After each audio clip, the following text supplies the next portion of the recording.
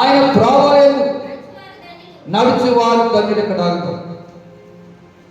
108వ కీర్తన మొదటి చరణంలో అంటున్నాడు, యెహోవా యందు భయభక్తులు కలిగి ఆయన త్రోవల యందు నడుచువారు అందరూ అందరూ ధన్యులు. మరి నాడు దరిద్రత పొందుకున్నారని కారణం ఏమిటో తెలుసా? ఎంత కష్టపడినా దరిద్రతే, అప్పులే, ఎన్ని మందులు మింగినా రోగాలే.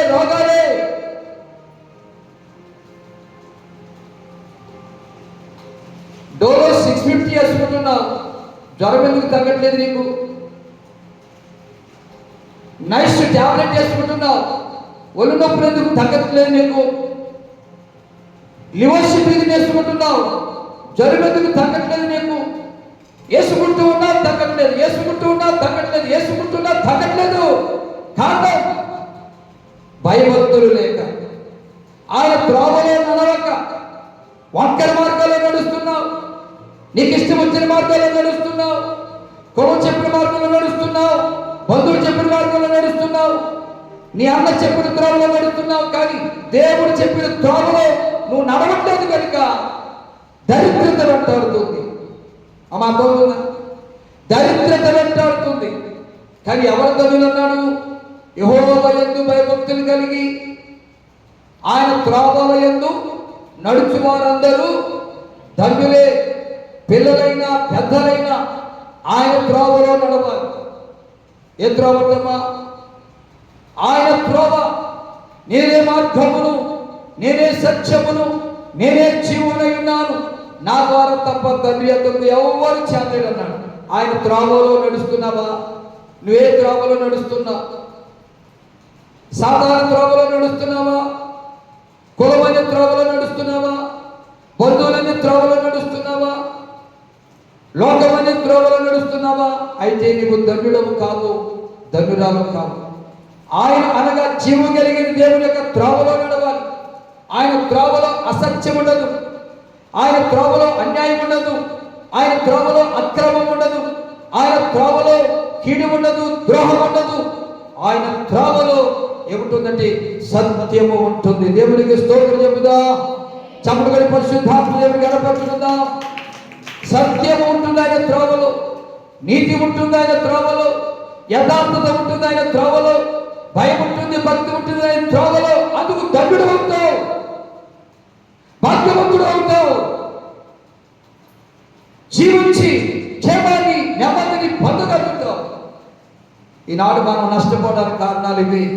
1 భయము, 2 భక్తి, 3వది ఆయన త్రోవలో నడవాలి. ఏదో మార్గంలో నడుస్తున్నానంటే నీకు ఆశీర్వాదం రాదు. ఆయన త్రోవలో సత్యం ఉంటుంది, ఆయన త్రోవలో యథార్థత ఉంటుంది, ఆయన త్రోవలో నీతి ఉంటుంది, ఆయన త్రోవలో మేలు ఉంటుంది. కాబట్టి ఆయన త్రోవలో నడిచే వ్యక్తిగా నువ్వంటే నువ్వెన్నటికీ దరిద్రుడవు కాదు. చాలా మంది అంటారు, ఏంటండి దరిద్రత? ఉపవాసం ప్రార్థన చేస్తున్నానండి, ఏంటండి దరిద్రత? విజ్ఞాపన ప్రార్థన చేస్తున్నానండి, ఏంటండి దరిద్రత? ఆదివారం గుడికొస్తున్నానండి, ఏంటి దరిద్రత? కుటుంబ కృపాక్షేమాల ప్రార్థనకు వస్తున్నానండి, ఏంటండి దరిద్రత అని ప్రశ్నించే వాళ్ళు ఉన్నారు. ఎందుకు వచ్చిందో తెలుసా నీకు దరిద్రత? భయం ఉంటే నీకు భక్తి లేదు, భక్తి ఉంటే నీకు భయం లేదు, అందుకు వచ్చింది దరిద్రత. ఎందుకు వచ్చిందో తెలిసి దరిద్రత? ఈ శ్రమలు, ఈ బాధలు, ఈ ఇబ్బందులు, ఈ కలవరాలు, ఈ కలతలు, ఈ శోధనలు, ఈ యొక్క రోగాలు, తెగులు ఎందుకు వచ్చాయో తెలుసా? నువ్వు ఆయన త్రోవలో నడవకుండా నీ ఇష్టం వచ్చిన త్రోవలో నడుస్తున్నావు, నీకు నచ్చిన త్రోవలో నడుస్తున్నావు. అందుకే దరిద్రత, అందుకే శ్రమ. అంటే కయ్యూరు వలె నీకు ఇష్టమైన కాడికి వస్తున్నావు, హేబేలు వలె దేవుడికి ఇష్టమైన కాడికి ఇట్లేదు, కయ్యూరు వలె దేవుడికి ఇష్టము కాని కానుక వేస్తున్నావు. దరిద్రత వెంటాడుతుంది. కయ్యూనుకి అదే దరిద్రత వెంటాడిందండి. కయ్యూను ఏం చేసేవాడు చెప్పండి? ఎన్నో పర్యాయాలు చెప్పారు మీకు. కయ్యూను పనేంటి మీరమ్మ గారు?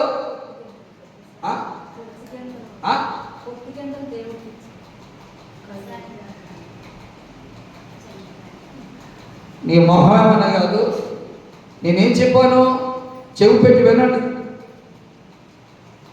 ఎస్తేరమ్మ ఏం పని చేస్తుందంటే ఏమంటారు చాలా మంది? టైలరింగ్ అండి అంటారు. అవునా? రత్నకుమారమ్మ ఏం చేస్తుందండి అంటే ఏం చెప్తారు? మిల్లులో కారం ఆడిస్తుందండి అంటారు. అవునా? కయ్యూరు పని ఏంటి అంటే ఏం చెప్తున్నారు మీరు? అది చెప్పాలి. భూమిని సేద్యపరిచేవాడు వ్యవసాయదారుడు. ఏమిటి? వ్యవసాయాన్ని చేసేవాడు కయ్యూను. హేబేలు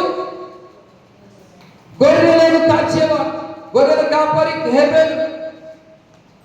కయ్యూనేమో భూమిని సేద్యపరిచేవాడు. వీళ్ళిద్దరు ఎవరి పిల్లలు? అవ్వాదాము పిల్లలు. వీళ్ళిద్దరు దేవునికి అర్పణ ఇవ్వాలని మనసులో అనుకుని, ఏమైతే ఈ గొర్రెల మంద దేవుడిచ్చిందే. మనం అనుకుంటాం నేను కష్టపడితే వచ్చింది, మా ఆయన కష్టపడితే వచ్చింది, మా పిల్లలు కష్టపడితే వచ్చింది. ఓ 10 రూపాయలు కానికేస్తే సరిపోద్దులే, ఒక 100 రూపాయలు కానికేస్తే సరిపోద్దులే, దశభాగం ఇవ్వాలా, ప్రథమ ఫలం ఇవ్వాలా అని పిసినారితనంగా జీవిస్తాం. అందుకే దరిద్రత వెంటాడుతుంది. కానీ హేబేలు ఇదంతా దేవుడు ఇచ్చాడు. ఒక్కొక్క గొర్రెను అభివృద్ధి పరిచాడు. ఒక గొర్రె 2 గొర్రెలుగా చేశాడు, 2 గొర్రెలు 4 గొర్రెలుగా చేశాడు, 4 8 గొర్రెలు అయ్యాయి, 8 16 అయ్యాయి, 16